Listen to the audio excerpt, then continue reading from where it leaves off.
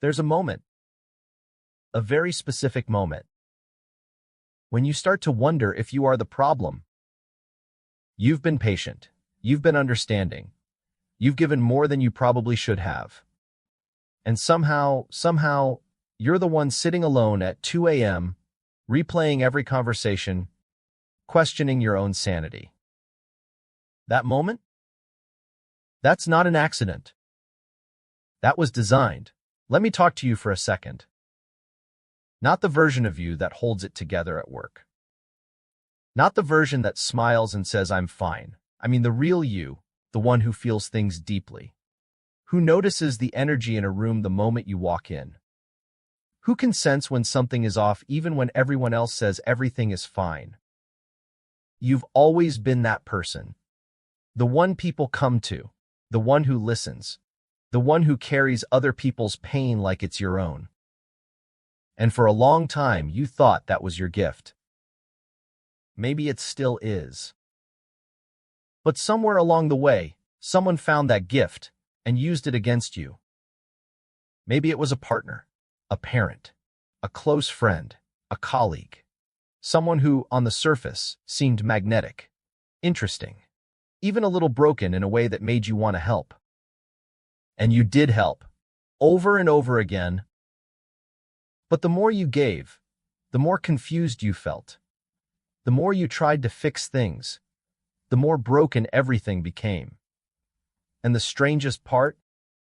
The more you pulled away, the harder they pulled you back. If any part of what I just said feels familiar, stay with me. Because what I'm about to share could change the way you see everything. Here's the thing about narcissists that most people don't understand. They're not just difficult people, they're not just selfish, and they're definitely not just bad at relationships. Narcissism, at its core, is a survival strategy. Somewhere, usually in childhood, a person learned that showing vulnerability was dangerous, that being real, being soft, being human led to pain. So they built a wall, and behind that wall, they constructed a version of themselves that could never be hurt, because that version was always in control. Always the smartest person in the room. Always the victim when things went wrong. Always the hero of their own story. But here's where it gets complicated. That false self needs constant fuel. It needs admiration. It needs validation. It needs someone to reflect back how special, how important, how irreplaceable they are. And who gives the most fuel? People who feel deeply. People who are empathetic. People exactly like you. See, you weren't chosen by accident. You were chosen because you are good, because you care, because you have the emotional capacity to give what they cannot give themselves. The cruelest irony of narcissistic abuse is this. Your greatest strength became the door they walked through. And once they were in, they played a game. A very specific, very calculated, very toxic game. Let me walk you through it. Most people imagine psychological abuse as loud, screaming, obvious cruelty. But the most dangerous kind is quiet. It doesn't look like an attack. It looks like a correction. It starts small, almost invisible. A comment here, a raised eyebrow there. You're so sensitive. That's not what happened. You always exaggerate. I'm just saying this because I care about you. And because you're thoughtful, because you reflect, you start to wonder.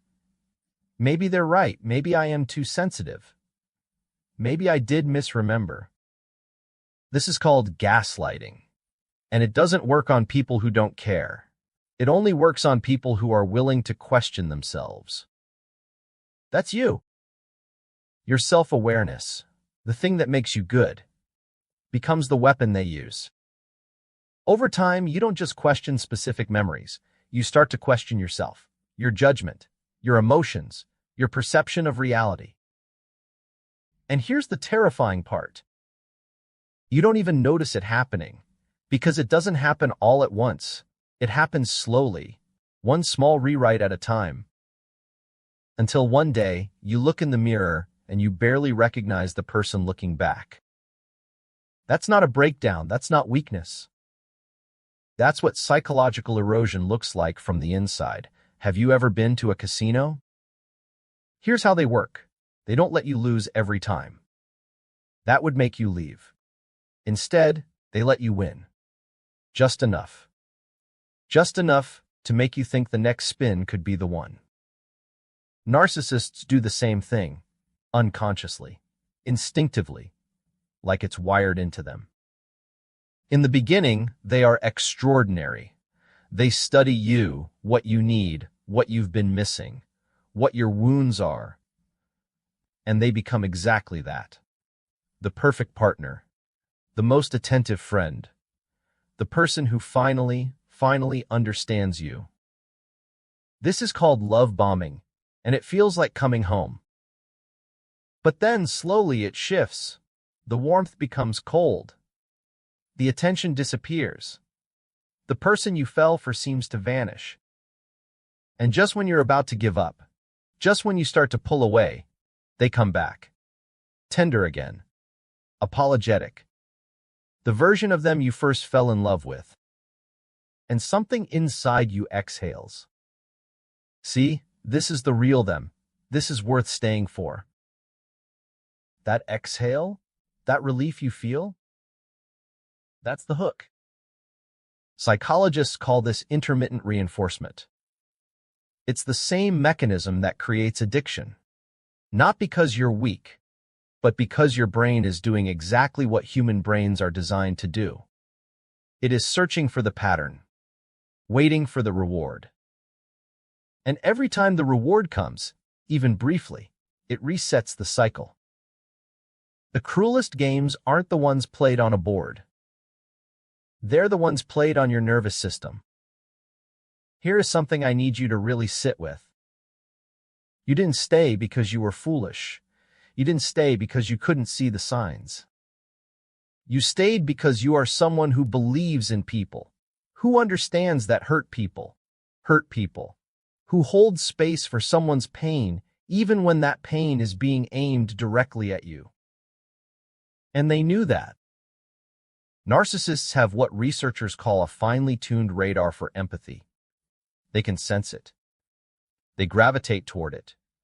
Because your empathy means you will try to understand their behavior rather than leave it. They'll tell you their story, the painful childhood, the ex who destroyed them, the world that never understood them. And you'll feel it deeply, genuinely.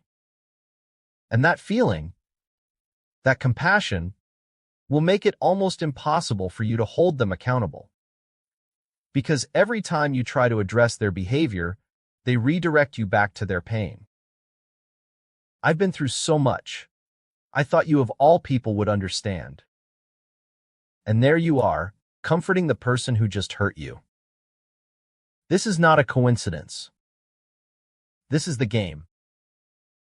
Your empathy is not a flaw, but in the hands of someone who cannot reciprocate it, someone who uses it as a control mechanism, it becomes a cage. Love should not feel like an audition. But when you're close to a narcissist, it does. There is always another person they mention just a little too often, an ex who never did this, a friend who always understands them, someone at work who appreciates them. And they don't say it cruelly, they say it casually, almost offhandedly. And yet somehow you feel it in your chest. This is called triangulation, the introduction of a third party, real or implied, to create insecurity, competition, and anxiety. And here's what it does to you. It redirects your energy. Instead of evaluating whether they are meeting your needs, you become consumed with whether you are meeting theirs. You start working harder, giving more, being more patient, more understanding, more available. You are now managing their emotions, their approval, their fluctuating affection. And they They sit at the center of it all, watching you orbit around them. This is the dynamic they need. Not love. Not connection. Control.at some point, if you're in long enough, you start to feel it. A kind of shrinking. You stop sharing certain opinions because you know how they'll react. You stop seeing certain friends because it always leads to conflict.